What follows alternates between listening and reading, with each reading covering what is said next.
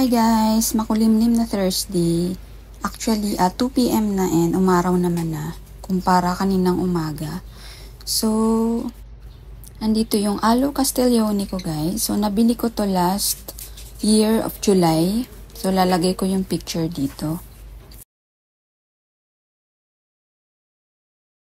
Ayan guys, kung makikita nyo maputla na siya. Kasi nandito siya sa loob, no? So, medyo namumula na to before nung wala tayong bubong. And yung baby niya, ang laki na. Ayan. So, plano ko na siyang i-cut. I-separate. So, kaya nagustuhan ko tong Aloe Castiglione, guys. Nakita ko to before kay Miss Dot ng TSCP. Kaya napamain ako sa Prickly Beauties. And then, nakita ko kagabi, nag-post si Prickly Beauties from their client. Ang cute. Yan guys yung picture. So, parang naengganyo akong ilagay ito sa white pot. Kaya naman, ire-repot natin sila sa white pot. Tapos, ilalabas ko sila guys para mamula-mula naman ang kanyang thorns. Namumula kasi yan eh. And isa-separate na natin yung kanyang baby kasi malaki na siya. So, meron akong pot dito na white. Itong isa. Ano to? Pot to ng... Ito lalagay ko to and galing ito sa mga leaf propa ko na succulent. Nilipat ko na lang. Tapos, hahanap pa ako dito ng isa pang white pot para naman sa mother plant. So, ang goal ko dito is balik alindog. Ayan guys, ito na lang yung magiging pot ng ating mother plant. Yung isa nating malaking white pot. So ayan, i-uproot na natin. Ayan, ang laki na nila guys. Yan, namumula yan guys pag stress. So yan ang goal ko ngayong summer. Pagagandahin ko talaga tong si Aloe Castiglione. Yan, uproot na natin. Nung nakuha ko to guys, as in super maliit pa yung kanyang baby. And hindi pa siya pwede ihiwalay. Parang wala pang roots. So ngayon tingnan natin. Sana mahiwalay ko ng ayos. Baka maano eh. Baka maputol. Yun. Kinabahan ako.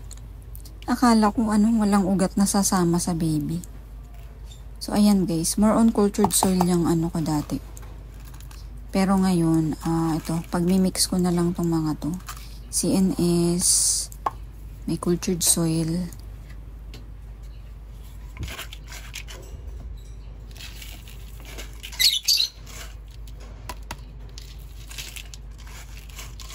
Mababait din kasi mga aloe guys. Tsaka iba-iba yung kulay.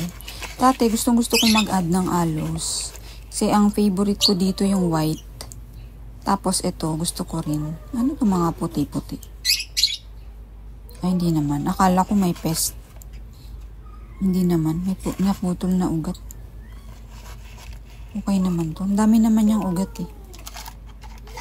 Yan. Ilalabas ko na rin to guys. Pero hindi ko muna siya didiligan. Kasi may sugat sa kanyang roots sa pag-cut natin.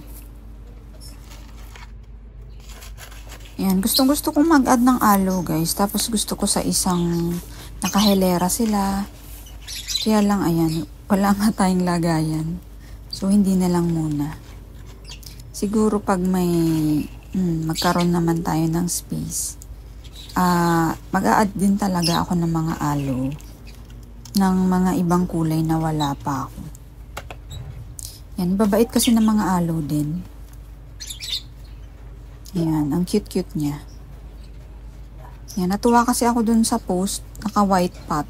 Ang cute. Kahit sa Prickly Beauties, ang cute ng ng kanilang mga aloes.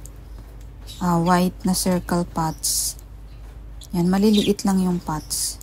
Ayan, lalagyan ko na rin ng toppings guys, yung ating akadama. Ayan. Yung akadama kong durog na durog. Sobrang liit ng nabili kong size ng akadama. Yung parang paghipan mo, langhap mo na yung alikabok. Pero okay lang yan. Na lang, dadahan-dahanin ko na lang yung dilig. Para hindi naman tumalsik yung ating akadama. Ayan. Yan, ang ganda niya. Lalo na pag napastress na natin to guys. Excited na ako. Ayan o. Yan. Ang putla kasi o, tignan nyo naman.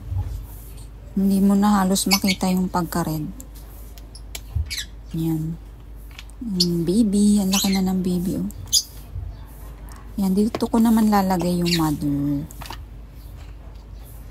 Ayan. Si mother niya. Tapos, yung kay Miss Dot na Aloe Castiglione guys, ang bilis dumami. Kasi nilagay niya yun sa community pot. Ano, grabe, napakarami talaga. Punong-puno na yung sa may likuran niya ng Aloe Castiglione. Last year ko yun nakita.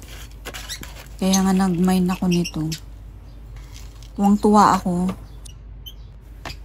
Yan, toppings na rin natin yung mother plant natin ng Akadama. Yan, mas ano yung kulay niya. Mas magiging maganda yung combination nito pag na-stress na talaga. So, dun sa baby, may pwesto na ako dyan. Pero dito sa mother plant, hahanapan ko siya ng pwesto sa labas. May aalisin kasi ako dun na cactus.